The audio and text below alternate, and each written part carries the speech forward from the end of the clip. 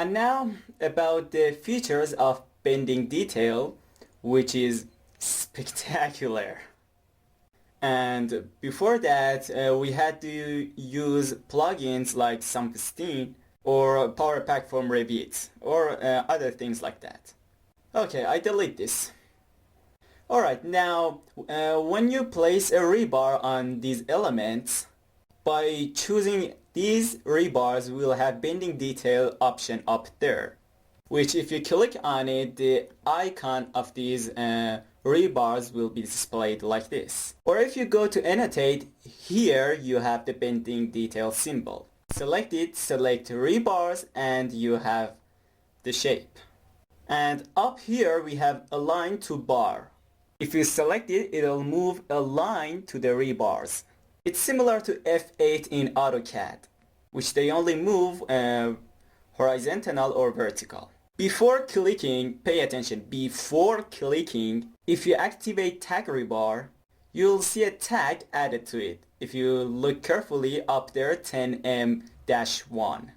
If you press space, it'll rotate 90 to 90 counterclock. If you hold shift with it, it'll be clockwise.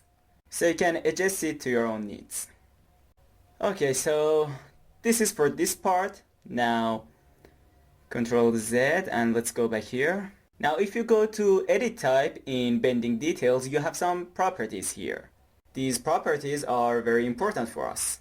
Here we have detail level based on by view, coarse or fine. By view will be something like you'll specify it in the view.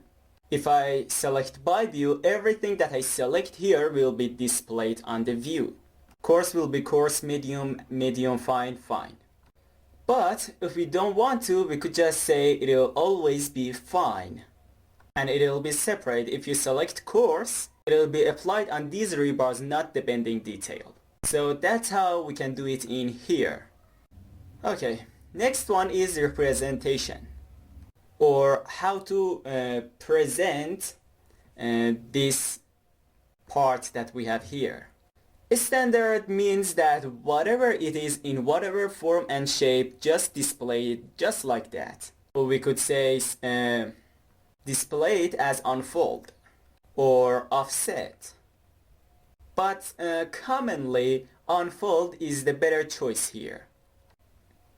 Alright, next one, down here we have view for 3D shape, which we have two options, isometric or plan, which either way we'll see no effects on these rebars. Where will we see this effect? You just presume that this column has a foundation. Let me select the isolate foundation here and place it here. And we also define a thickness for it, for example 600 to 2400. Alright, now let's assume that you select rebar here and here M26, which in rebar field call it bar chair, which this view is plan's view and this one is 3D shape. So plan, 3D shape. I select it and we go to plan view, or the same view we are in it. Again select it, and here let's see how to place it in here to look more suitable. Alright, here single, and we add it to here. We go to plan, wireframe mode, and then select this, and for example let's decrease its length. Here as you can see, A is 0, but we have numbers here. That's why I told you it is a must to edit this. It will cause a problem in scheduling. For example, this one's A has no numbers, but the other one has. So we're gonna have to edit this together. Here I select a number and give it a quantity of 6. And delete the start and the end of these. Okay, let's go, let's drag this to up here. Okay. Okay, it looks like this. Note that if I extracted bending detail from this here, and this one here. Now, if you pay attention, these are on 3D shape, but we could change that to plan. This is it. If you change it to plan, because this is a 3D geometry, if you pay attention here, the curve is behind, direction is behind us, so we have no cuts, and here we have both cut and hatching, and it's telling me very precisely and standardly isometric, and this is it. Because this curve rotates to the other side, therefore we won't have any cuts in here. In plan, of course, but this one, because it comes to us, its direction is right to us, we have a cut here. And we also see the black color there later. Okay, next one. Here. Varying rebar set dimensions.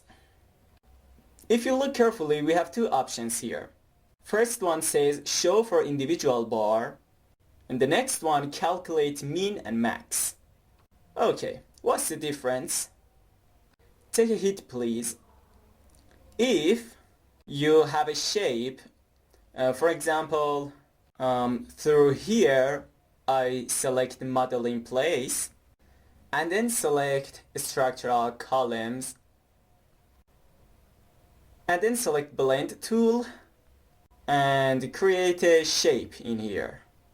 This is the bottom section, top, and this one top section, and this one our material. Then we go to cut view and join this to here and then finish. And again on this one we place the rebars as well. Create similar, select varying rebar set, click,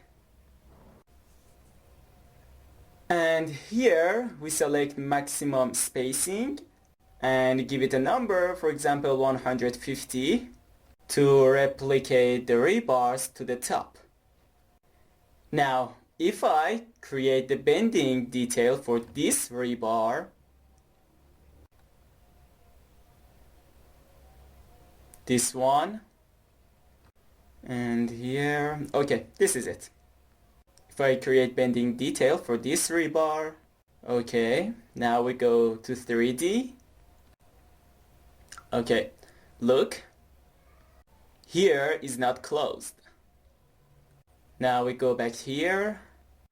First off, in these new versions we have constraints on these rebars that we can use, which will give us some features and we can adjust and control them, as you can see. And just like this, we just work with them to see how we can control and adjust them. Let's go top and adjust this one as well. This one to this one, and this one to this one. Alright, it's okay, everything. The number minus will do just fine for now. Or let's go back to plan and select this, drag it up to here. Very well, now if you go to the cut, this is it. Okay, now let's go back to here, this window. If we select show for individual bar, it will be shown in separately, but if we select this one, it will calculate its minimum and maximum. For example, if you pay attention here, for this length, its minimum is 380 and maximum 670. And for this one, 380 to 670. The same applies to the rest of them. Based on these numbers, we could control them in here. So this is for structures like this. And next we have segment length dimensions. which you can choose whether to be shown or not. And here in linear dimension style, we could choose lines style and line size. This is its type by default. We could duplicate and name it Rebar Dim style. Just like this, and go with the settings as it suits us.